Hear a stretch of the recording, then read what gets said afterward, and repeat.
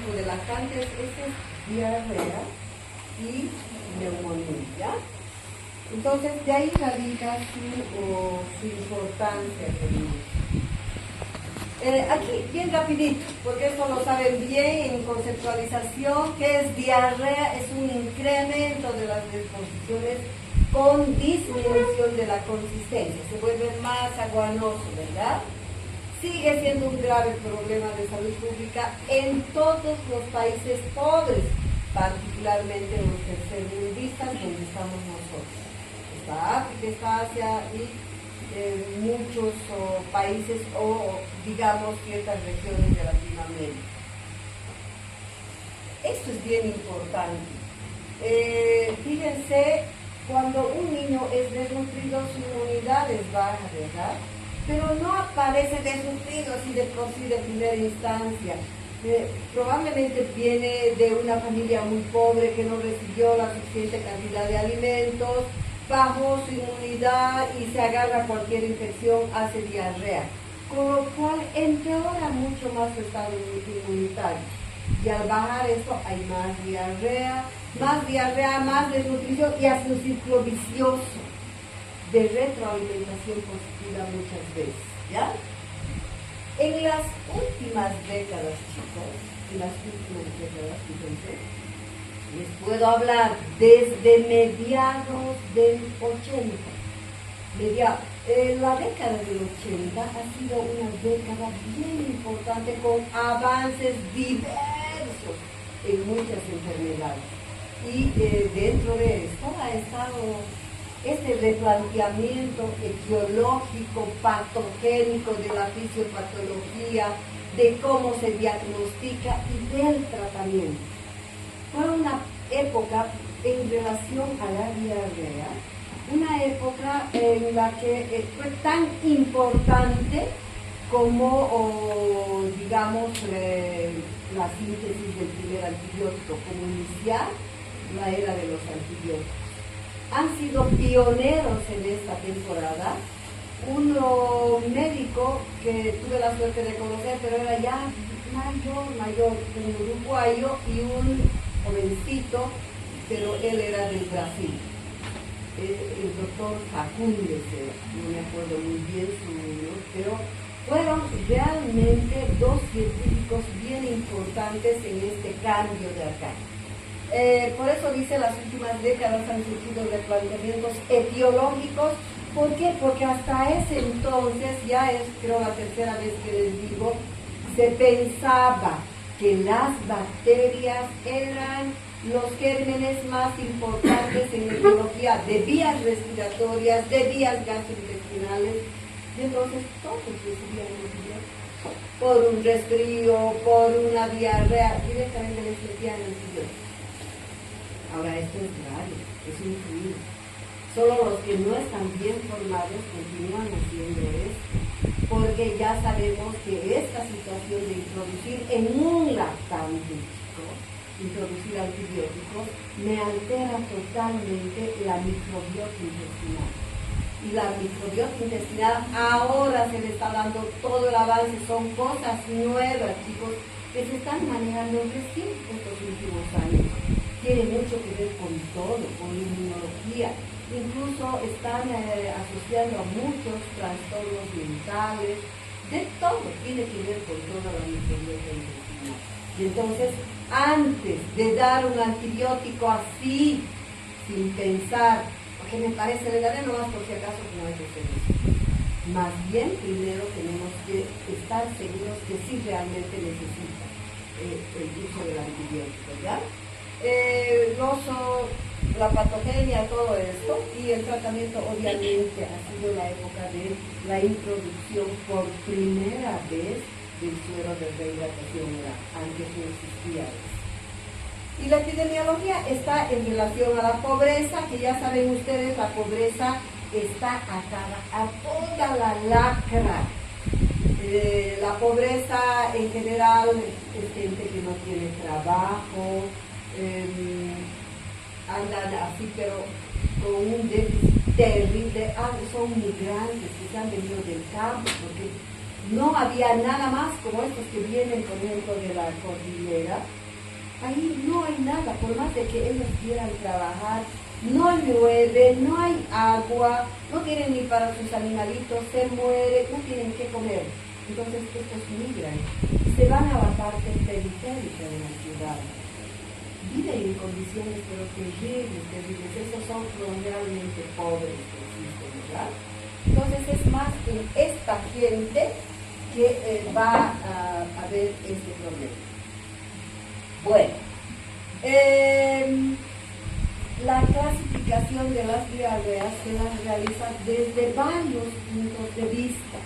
Uno de ellos es según la evolución, según cuánto dura la diarrea.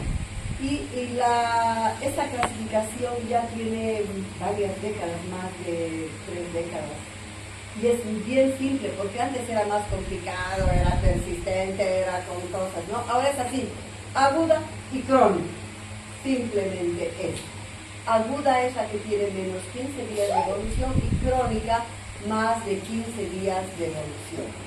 Las agudas en general son diarreas infecciosas, es decir, están causadas por algún germen, pueden ser virales o de cualquier tipo, ¿no? Las crónicas más reconocen a parásitos, a alergias o problemas de intolerancia, algo a las proteínas o a la lactosa o algún fenómeno o alérgicas mismas, ¿no? El otro tipo de clasificación es según el tipo de gérmenes. ¿Qué tipo de germen me está produciendo la diarrea? Y aquí vamos a clasificar un poco a las bacterias, a los gérmenes, según sean enteroinvasivas. Fíjense para que se acuerden, chicos. Cuando hablo de enteroinvasivas, entero se está refiriendo al intestino.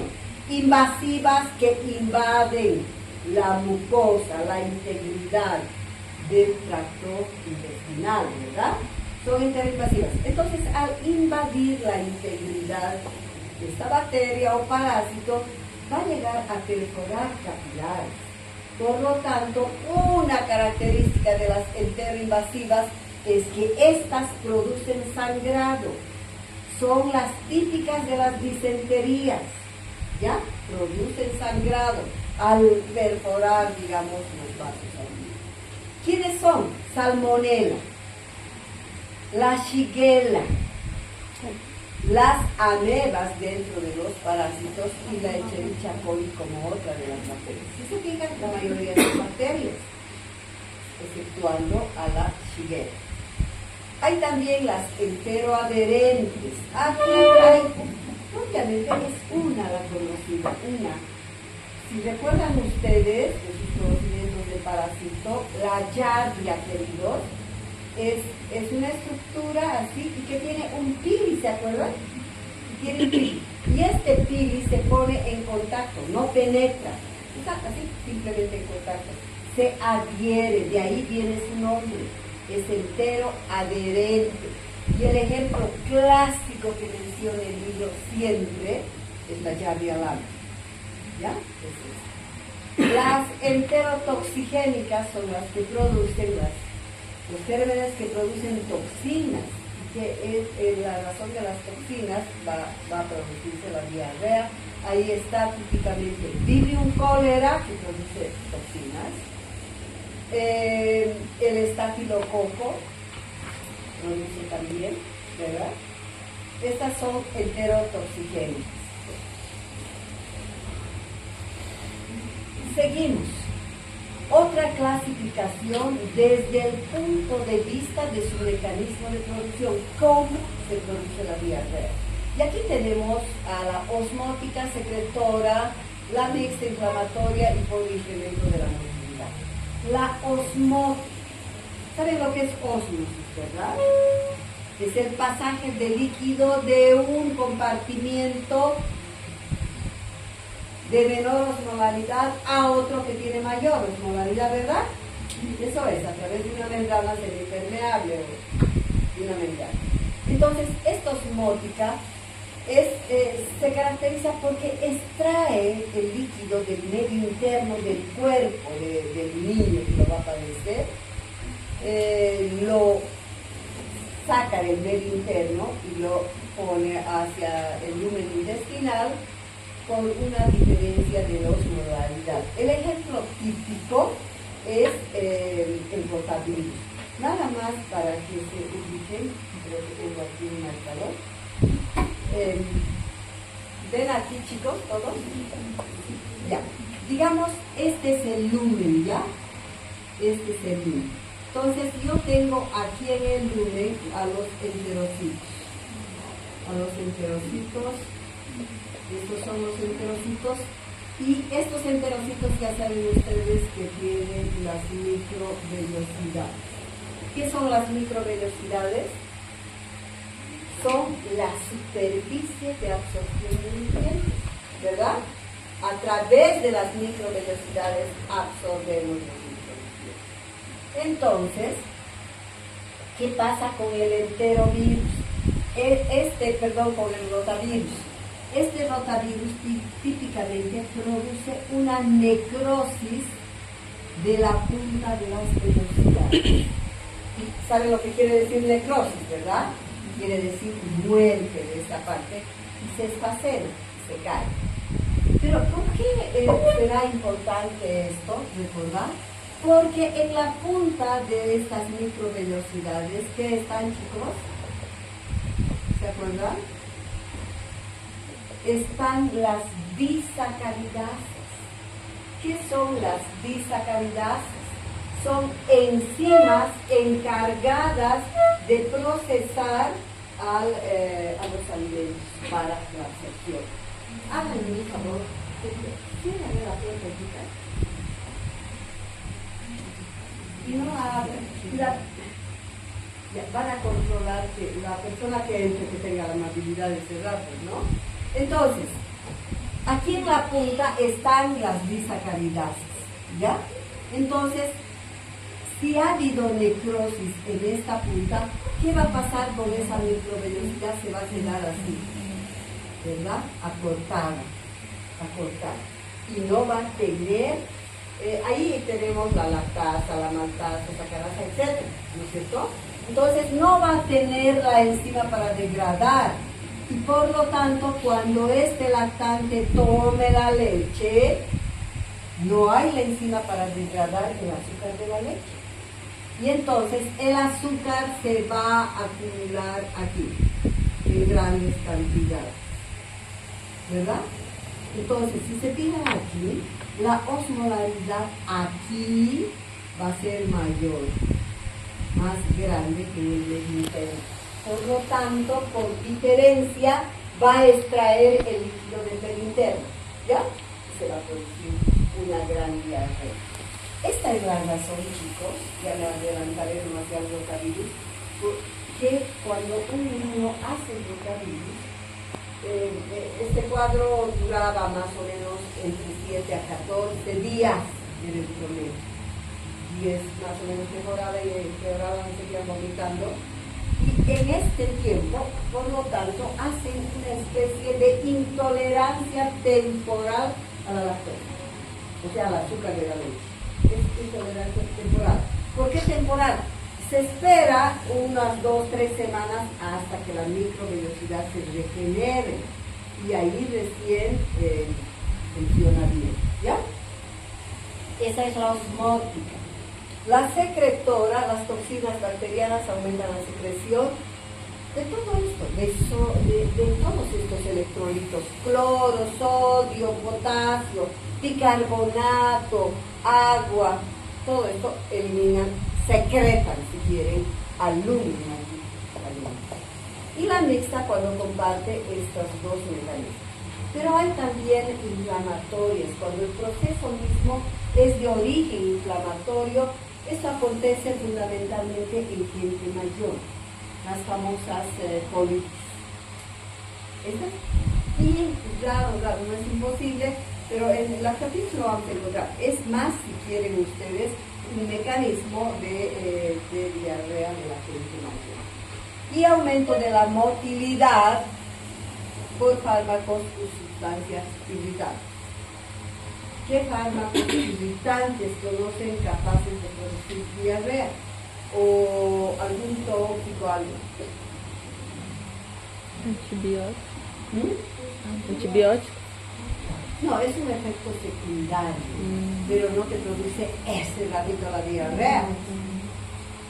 Los purgantes de antes, los laxantes que utilizaban los abuelos, porque nuestros padres ya no utilizaban, pero los abuelos sí.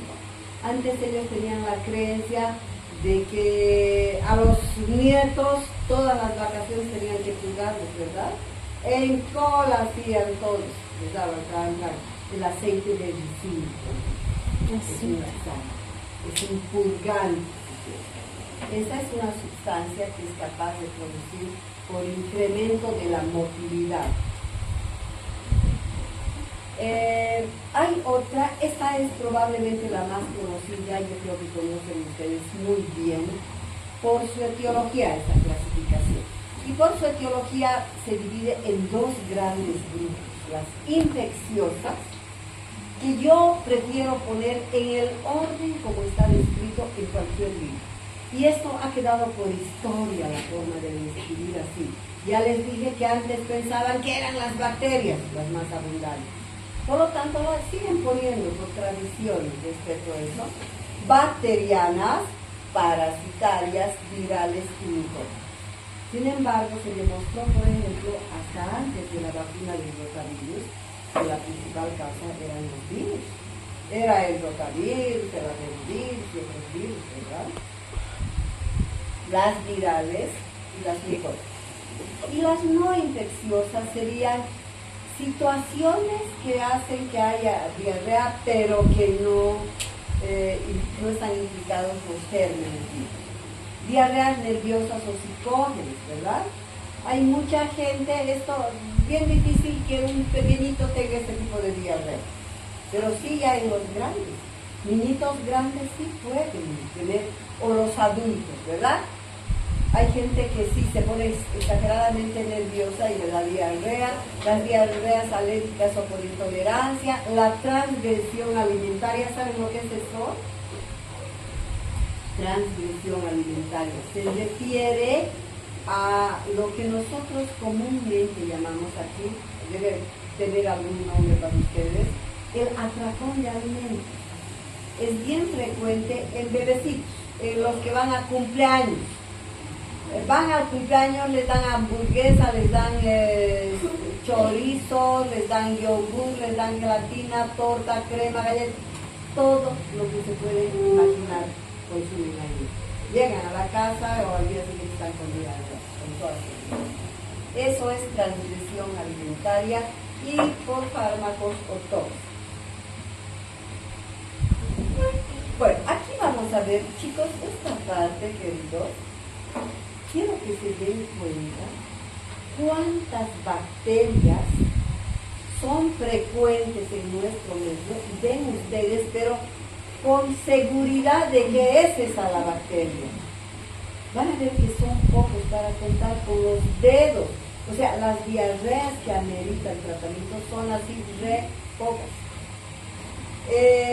Dentro de las diarreas bacterianas, ¿cuál creen la bacteria más frecuente que me produce diarrea? ¿Cuál creen que es? ¿Perdón? Salmonella, definitivamente. ¿No es cierto? Es la más frecuente. Se están riendo, ¿verdad? Porque ahí está. Entonces, la salmonella en cualquier parte sigue existiendo. Ha disminuido mucho la incidencia. Cuando era estudiante veíamos, pero en verano con toda seguridad había epidemia de salmonella. Ahora ya no se ve. Ocasionalmente vemos, pero se sigue viendo salmonella, ¿ya? Entonces es la causa más frecuente en nuestro medio, dice el libro que es chileno. Sin embargo, eso es para todos, más o menos esta una causa frecuente. Y su sintomatología, nada más recordar, queridos, cómo era la fiebre tifoidea, la paratifoidea.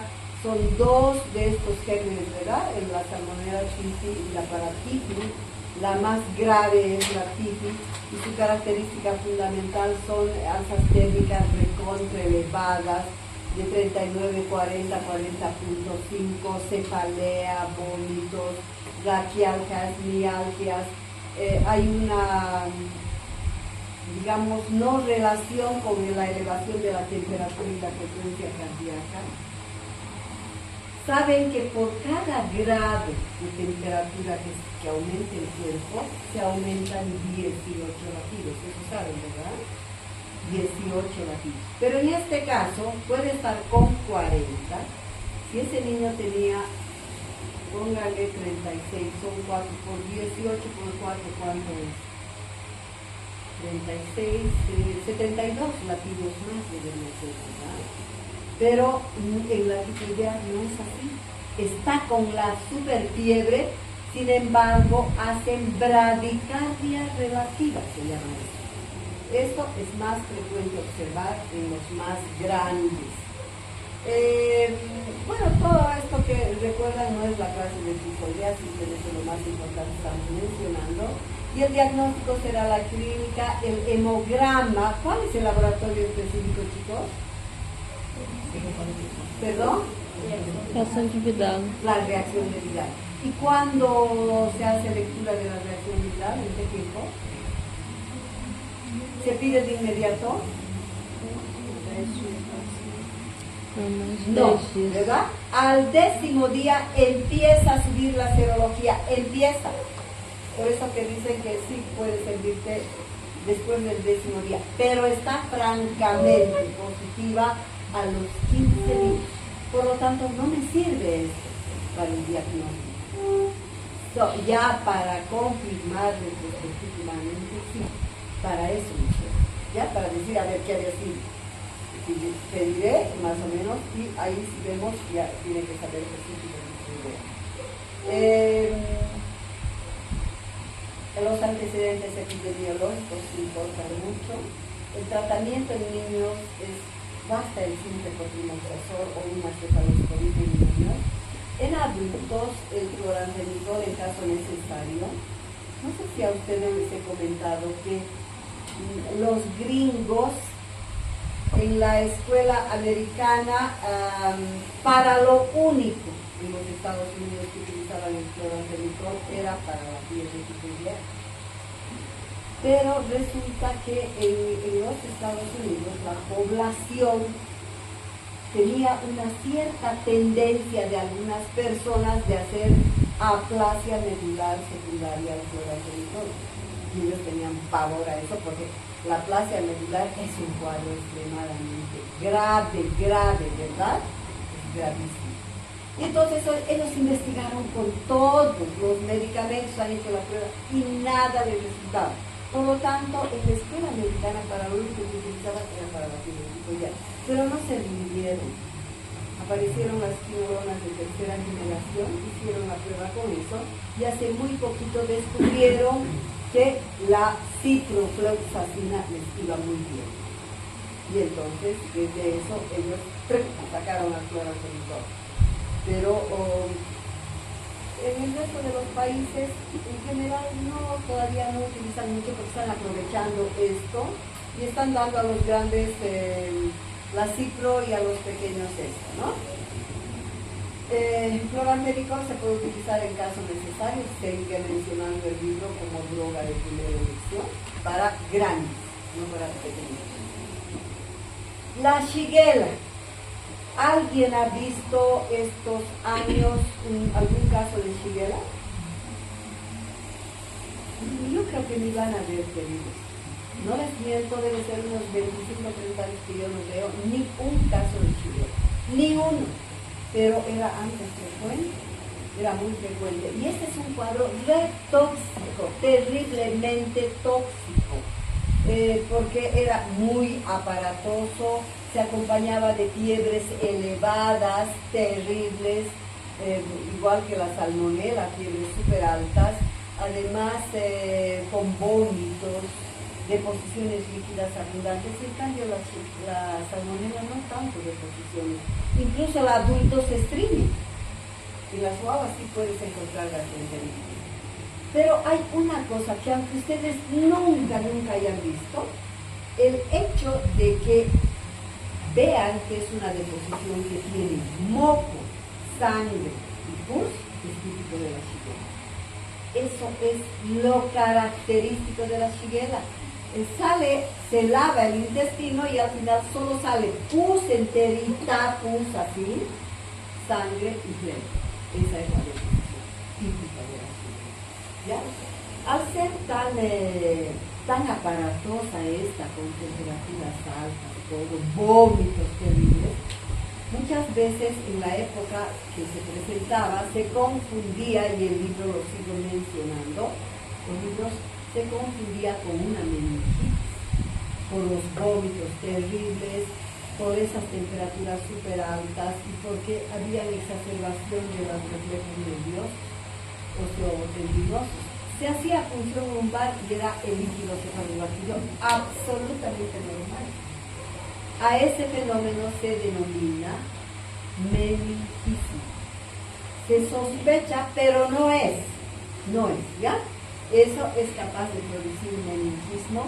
Como diagnóstico por la clínica, el cultivo, al ser una bacteria, amerita cultivo. Pero con la sospecha que yo veo estas características mucosal-ventosos. El tratamiento igual que el otro puede ser cotrimoxación o ampicilina, medicamentos de recontra primera línea simples. Se responde muy bien. Otras diarreas bacterianas que se presentan todavía son la Escherichia coli y el Vibrio coli.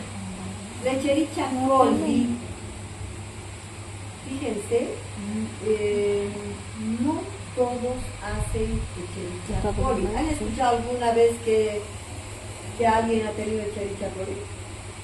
No, ¿verdad? Porque tiene solo dos poblaciones de Escherichia coli.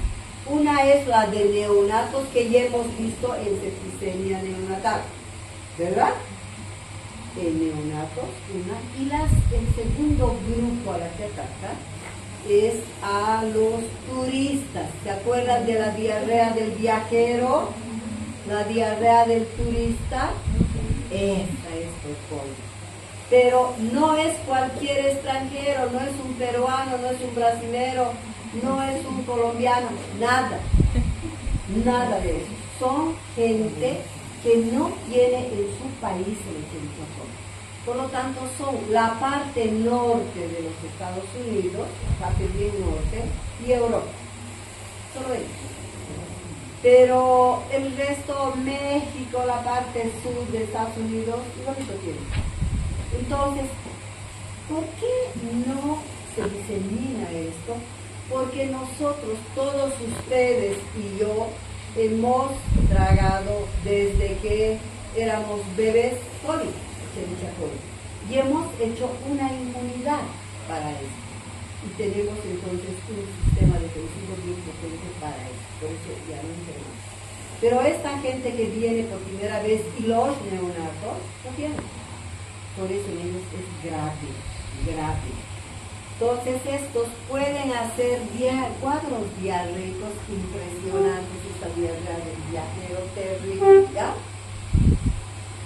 Dice en neonatos, es muy terrible la septicemia neonatal, que puede matar al niño, ¿se acuerdan? En horas.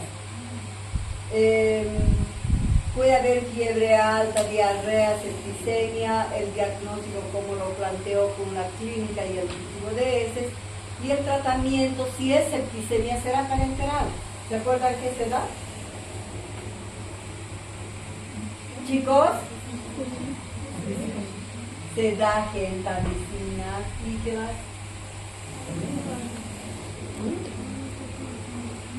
Para la septicemia. Se da uno para gran positivos y para gran negativos, ¿ya? Pero sí es, digamos, una cosa así leve de este viajero, digamos, se puede utilizar ampicilina, cotrimoxación. Y el Vibrio cólera, queridos. Ninguno de ustedes ya vio cólera, ¿verdad? ¿Ni vivió esta pandemia? La mayoría nacieron después del 90. No. La mayoría sí, probablemente, ¿verdad? Pero algunos tal vez estaban bebecitos si no se acuerdan. Entonces, esta fue la primera pandemia a nivel mundial. Porque antes en la antigüedad habían pandemias de todo, de cólera, habían pandemias de peste bubónica, la peste negra, había de todo, entraba la viruela y entraba una población, atacaba y diezmaba la población, solo quedaban los más fuertes, no había antibióticos, no había nada. Por eso que la gente, los de la monarquía, todos estos de la aristocracia, se iban a sus casas de campo. Los condes, los reyes, todos tenían casas de campo y se encerraban meses hasta que pase en su lugar esta pandemia. ¿Ya? Y la gente moría. Con cólera se amontonaban, los muertos estaban en la calle amontonados y los quemados. No sabían cuál era, ni tenían idea que había un germen que era capaz de producir, ¿verdad? Fue así. Entonces, después de eso, se perdió. Y ya en la facultad, de ninguna facultad de medicina en el mundo ya se hablaba de cólera. Pero en el libro, cuando tú leías diarrea, decía, ¿qué decía el libro? El vibrio cólera es capaz de producir diarreas muy abundantes. Listo, eso era lo que sabíamos. Y los maestros antiguos nos decían, sí, pueden producir hasta 20, 30, 40 deposiciones en un día y semana. Eso, nada más. Pero nunca se ha hablado más de eso. Entonces, ¿qué pasó con esta primera pandemia a nivel mundial en 1990? En una costa de Lima encalló una embarcación que traía asiáticos y unos cuantos africanos, pero la mayoría eran asiáticos, de los pobres. Entonces estos se bajaron de la embarcación grande, fueron ahí a la playa, hicieron sus deposiciones y todavía había epidemia, hay ahora mismo en el África y parte de algunas zonas de Asia, de los más pobres, hay todavía epidemia así aquí. Entonces, hicieron ahí en la playa y como los peruanos comen el pescado crudo en ceviche, nosotros también aquí. Entonces se contaminaron los peces, comieron esto y empezaron los primeros casos. Y fue una notición a nivel mundial, no tienen idea, chicos. Apareció una enfermedad de pronto en Lima, donde la gente tenía diarrea y moría por deshidratación. Y entonces a los peruanos les costó miles de euros antes de saber. Porque ellos investigaron de todo, y todo era negativo, no encontraban nada, todos los cultivos y no encontraban nada. Han estado así mucho tiempo, han muerto mucha gente, era pánico mundial, porque de pronto esta mancha a extenderse por los países vecinos y en un tranco dio la vuelta al mundo. Porque ya no es como antes, pues, se iban y se encerraban, ahora hay avión, uno del Asia puede estar al día siguiente ya acá, o a veces ya salió en la madrugada y ya puede estar al finalizar el día, ¿verdad? Ya ahora es bien fácil. Entonces fue un pánico tan terrible, chicos, que la gente no quería bajar del aeropuerto en Lima, no querían bajarse, tenían pánico. Ahí fue la primera vez que sintetizaron vacunas, bueno, eso ya fue posterior. A alguien se le ocurrió de Atlanta, de estos lugares, decir no será cólera, llevaremos Cardiblade. Cardiblade es el medio de cultivo específico para cólera, y llevaron pues, cólera, ¿no? Entonces, cólera, así pánico, peor pánico. Ahí fue que hicieron vacuna en el Perú, nadie quería, era terrible. A La Paz entró, porque costa con así, limitaban con el Perú, de ahí un tranco ya en todo lado está. Aquí hay una serpiente negra que dicen que es un canal que lleva aguas servidas a la planta de tratamiento y pasa por la Maica, que es una zona lechera. Y ahí los campesinos, los dueños de las vacas, sacaban agua para dar de tomar a las vacas y ahí se contaminaron. Entonces hacían que eso, escuchaba a la gente en Maica y creo que dabas 10 pasos atrás, no nos querían dar ni la mano, no compraban quesillo, nada. Y esos días se fue tan grave aquí, chicos, que llegaron los médicos sin fronteras, todos los hospitales estaban abarrotados, todos, no había dónde, estaban abarrotados. Los médicos sin fronteras hicieron un hospital de campaña en la base aérea. Estos hospitales como en la guerra, ¿no? Así con carpas grandes y las camas eran estas camas metabólicas que van a ver en los dibujos. Cuando uno mira el libro y ojea, cólera y ves las camas, ¿no? Son esas que tienen un hueco que coincide en la zona de los glúteos. Y entonces estos pacientes choqueados, porque ¿qué hacen estos? Tienen tal cantidad de diarrea, 20, 40 deposiciones, lava el intestino, al final es agua de arroz típico, ¿verdad? Ya no hay detritus de las heces, sale así como agua de arroz. Entonces les ponían por 2, 3 sueros y por abajo la diarrea. En un ratito se llenaba un baño, era grave. Entonces de estos, en general, si recibían el auxilio adecuado, no morían porque el problema era hidratar, que no se hacían, ¿verdad? Fue terrible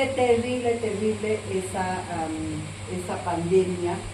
Por primera vez la gente, hubo tanta educación, todos los medios masivos eran lávese las manos después de entrar, hasta aquí todito el día, toda la noche creo sonaba eso. Después de entrar al baño, antes lávese, jabónese las manos antes de comer, etc. Y los niñitos no te dejaban hacer nada porque en la escuela les jabonaban con eso. No te has lavado las manos, eran los controladores. ¿Por qué se hizo la pandemia así? Porque en primer lugar, ya les he dicho, no había en el mundo ya eso. Y entonces, fíjense, de 100 pacientes que tienen en el intestino el virus cólera, de 100, el 70% es asintomático. No tiene ni una diarrea ni un vómito, tiene el cólera, está contagiando el cólera, pero no tiene síntomas. ¿Ya? ¿Y qué pasaba en el Perú? ¿Por qué se hizo así? Porque a los primeros casos que murieron hicieron velorio. Y en el velorio es cuando muere, ¿verdad? Van, acompañan, comen y beben. Toditos con cólera.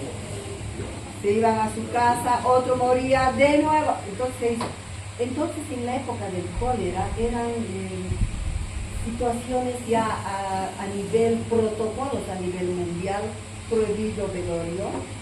Nadie va al entierro, como al principio de la pandemia, ¿se acuerdan? Nadie veía ni nada.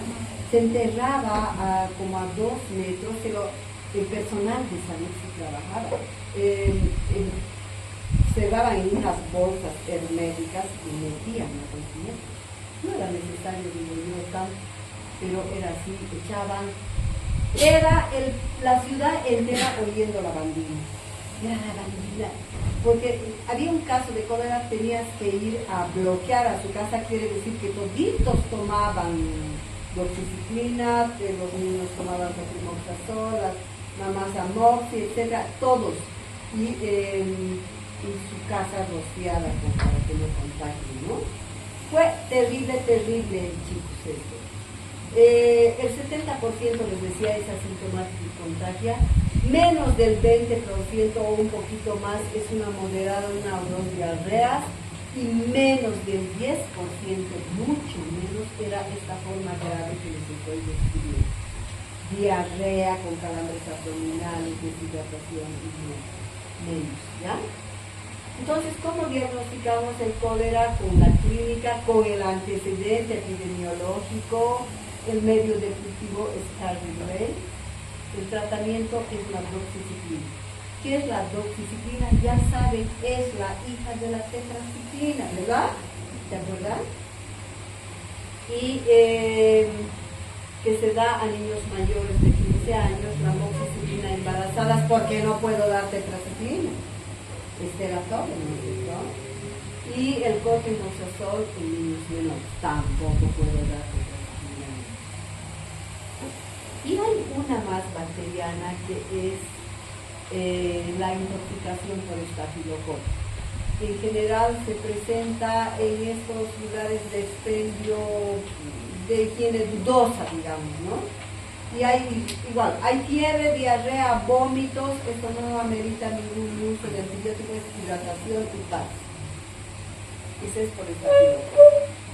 Las diarreas parasitarias, donde sea que estén rotándose en dos, lo más frecuente es amebiasis. Es lo más frecuente. Lo siguiente será clariasis. Entonces, la amebiasis es la más frecuente en lactantes. Es la parasitosis más frecuente y lo característico son deposiciones verdosas con flemas, con o sin sangre. Si yo encuentro esto, que la mamá me dice, cuando dice está con diarrea, ¿y de qué color es? Tenemos que decir verde, y tiene flemas, tienen que decir, si tiene como mocos, y tiene sangre, puede decirle sí o no. No interesa que tenga o no tenga sangre, interesa que sea verde con flemas, ¿ya? Eso es amebas hasta no demostrar lo contrario, chicos. No puede pasarme un niño que me diga que tiene deposiciones verdes con flemas sin que yo le haga ese razón clínico que participó. Y como vive ahí abajo, en el intestino grueso, con seguridad sale las amebas, ¿ya? Entonces, el diagnóstico es la clínica, el coproparasitológico. Si no he encontrado eso y es altamente sospechoso, puedo hacer serología para mí. Pero en general no necesito esto. En general, copro simple me da. El tratamiento específico en niños no es los otros timidazoles, nada. Es metronidazol en niños. El tratamiento específico y por 10 días. Si es sintomático, es decir, si tiene diarrea verde, con flemas, etc., a 50 miligramos kilo día, repartida en 3 dosis cada 8 horas. Y si es un hallazgo casual, se trata también, porque cualquier rato lactante le va a hacer una disentería. La dosis es menor, 30 miligramos kilo día en los asintomáticos. Yo puedo hacer, fíjense, las mamás dicen, cuando van a control, siempre tenemos que llamar a control a medio tratamiento. Y le preguntamos cómo están, todas responden que muy bien. Bien, ha disminuido de 10 deposiciones, ahora hace solo 4 o 3. Y la sangre, rapidito se pasa también la sangre. Y lo que te dicen, los que no estén preocupadas, sigue con flemas. No se preocupen, tiene que decir a la mamá, la flema dura más de 10 días. Más de 10 días puede durar la flema, ¿ya? Eso va a pasar nomás. La yardia es otro de los parásitos frecuentes en la sangre, la yardia lambda. Y es la principal causa de desnutrición y de talla baja, la yardia, no la ameba ni otra. Esta, ¿qué pasa? Fíjense, ocurre, chicos, los de atrás ¿vieron el dibujo? ¿Logran ver? ¿Qué capo? Entonces, fíjense, ¿qué pasa con la yardia? Esta yardia se mete así, aquí en la base de la microvellosidad, así, tapiza los 5 metros que pueda haber de intestino delgado. ¿Dónde vive? Arriba, desde el duodeno, yeyuno y parte superior del pie. se extensa, ¿ya? Y como esta es su superficie de absorción, esta no se necrosa, pero por efecto de que la yardia se mete así, ¿qué es lo que pasa? Que esta atrofia la velocidad intestinal, la mutila, no crece, no se ha necrosado, pero aquí hay atrofia. Y si ha atrofiado esto, no hay tampoco estas enzimas que dan cuenta. Por eso que es bien típico en el copro parasitológico de una yardia encontrar copro parasitológico negativo. Pero si yo encuentro gránulos de almidón, glóbulos de grasa, restos alimentarios sin digerir, estoy casi seguro de que es este problema. Claro. Entonces, hago un seriado.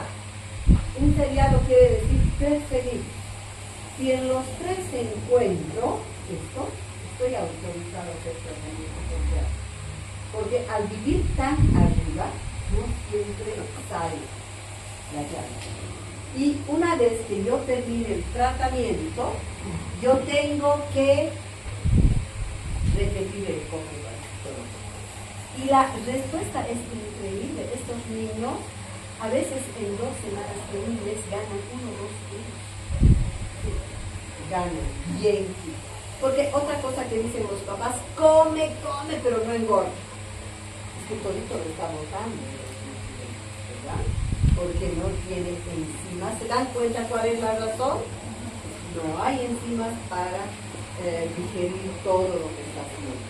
Entonces, ¿cómo diagnostico? Con la clínica, con el copro parasitológico. Puedo hacer, si no encuentro y estoy en privada, tengo sospecha de yardia, yo puedo hacer serología para yardia. Ahora es caro, ¿ya? Y el tratamiento son primos hermanos, metronidazol por menos tiempo, 5 a 7 días, y la misma dosis de 20 a 30. Nadie utiliza 20, todos utilizan 30 y 7 días, ¿ya?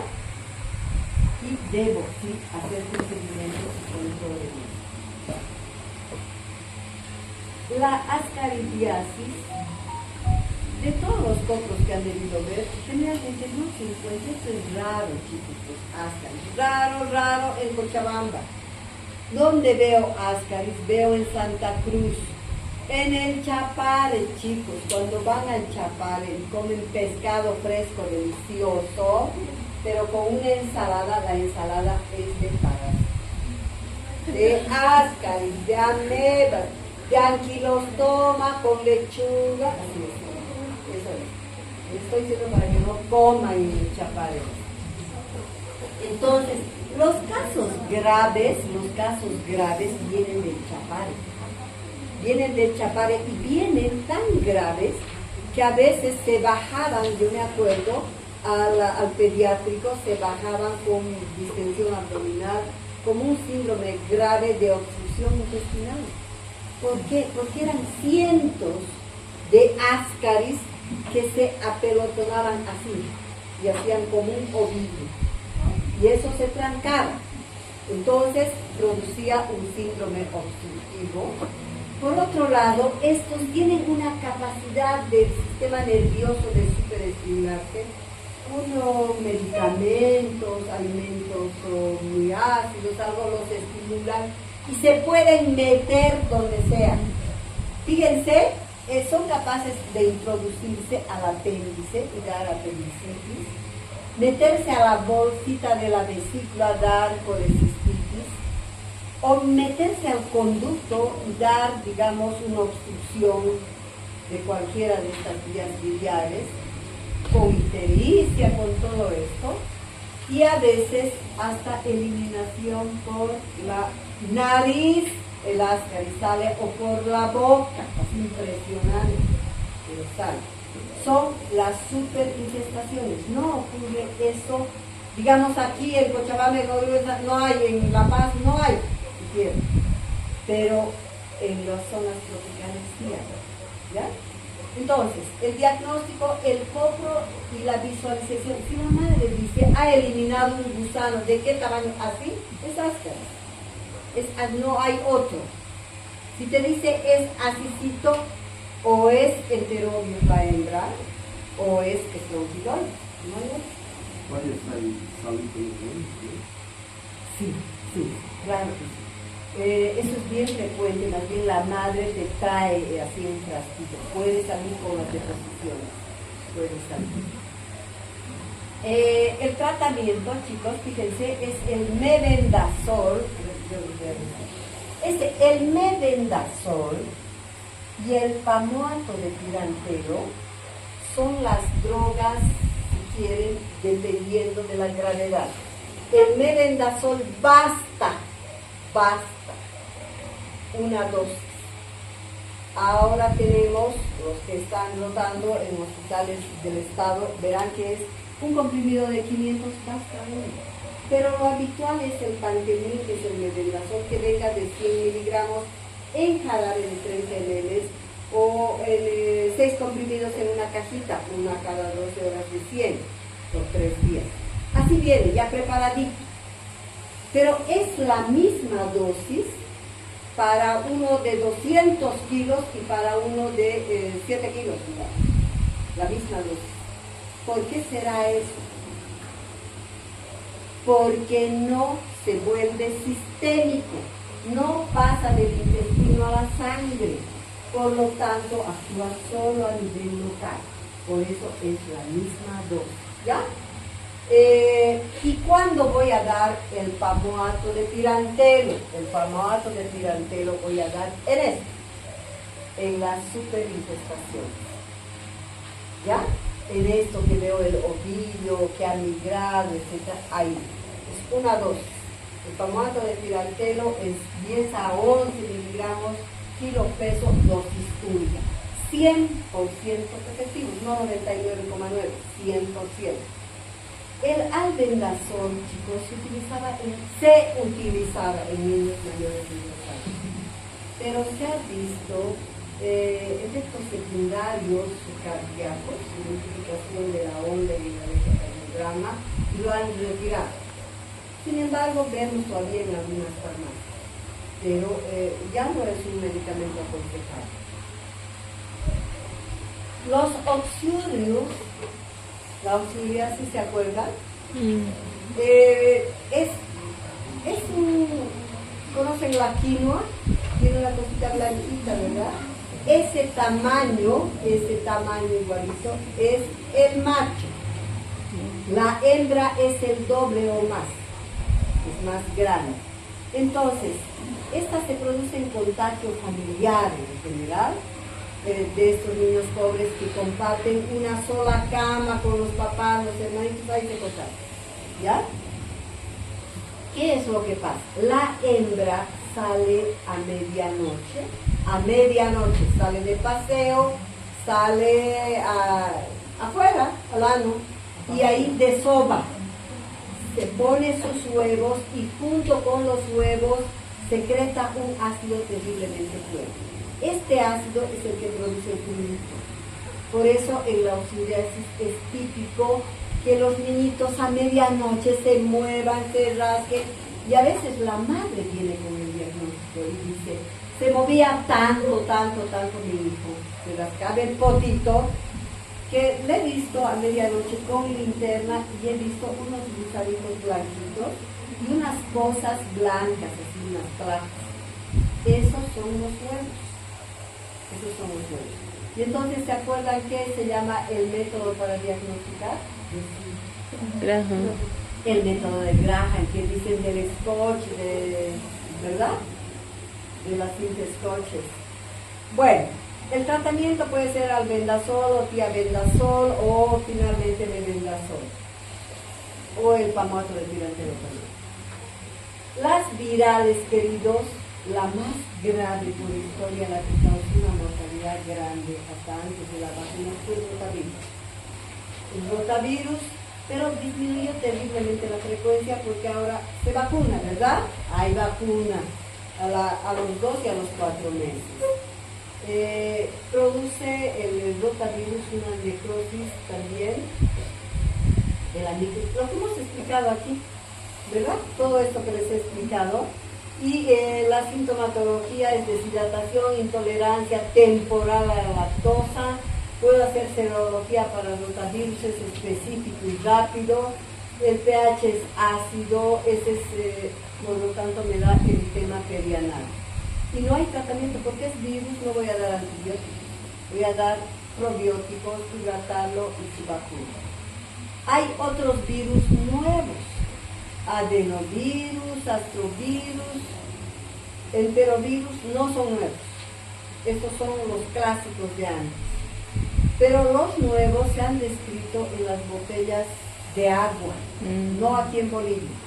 En Chile, en la Argentina, en Estados Unidos ha habido así brotes de en esas botellas. Y son decivirus, noravirus y sapovirus. Esos son los virus nuevos que se han descrito productores de diarrea. Entre los frecuentes, obviamente que hay otros más, ¿no? No son los únicos.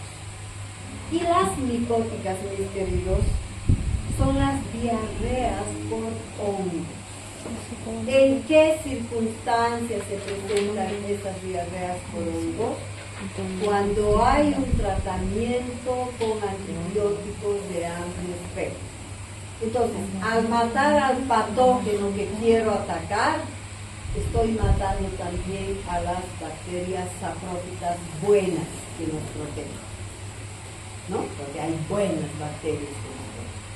Entonces mato, y entonces ahí se produce una transgresión, un desequilibrio pero total de la microbiota, y ahí se proliferan los hongos. ¿Cuál es el hongo? La Candida albicans. Es la Candida.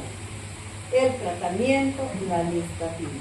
¿Cómo lo descubro? En un simple controparasitológico me dicen hifas de hongo.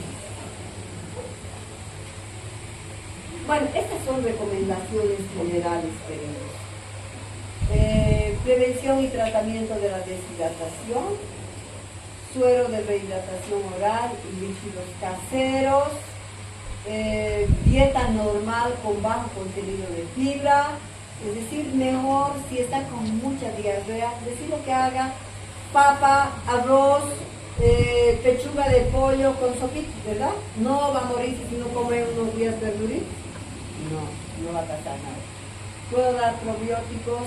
El coproparasitológico se pide siempre que hay presencia de flema sobre sangre. Pero si es amarilla, por ejemplo, como ha habido hace poquito, ha pasado ya esta epidemia de diarrea viral. Ha durado 10 días y ha sido familiar. Se han debido enfermar, yo creo, varios de ustedes. Pero familias enteras se han enfermado. Familias enteras. El cultivo está indicado solo si son neonatos o inmunodeprimidos o disruptivos severos de tercer grado. Los antibióticos solo si es necesario. Entonces, fíjense, chicos, cuánta cantidad de bacterias me producen diarreas de las frecuentes. Es para contar con los dedos. Díganme qué esperan de bacterias. Ver. Shigella no van a ver, cólera no van a ver, salmonella es probable, E. coli difícilmente también van a ver. Entonces no hay mucho. Aprendamos a tratar bien una diarrea. Entonces esta es la forma correcta, queridos. Pero van a ver ustedes cómo todos, médicos, mayores, todo el mundo, diarrea, ya me pide hace rato que profesor, no sigan eso. Vean ustedes, es así de simple esto, ¿ya? No antidiarreicos ya nadie usa, ni antiespasmódicos, especialmente en niños. Por ejemplo, habían antiespasmódicos que todavía creo que algún adulto utiliza, pero niños no, produce hilio paralítico. ¿Ya? ¿Tienen alguna pregunta? ¿Preguntones? ¿No? Mis queridos, ¿cuál es el examen el lunes? Este tema más serio, ¿ya? Porque creo que ya he terminado con todos. Voy a empezar con algún grupo de deshidratación, pero no va a entrar eso. Ya, hasta aquí. Ya saben, ¿no es cierto? Hay que va a haber historia clínica y ya les han explicado. No tengan miedo. Les va a ir bien, porque más fregado del que tiene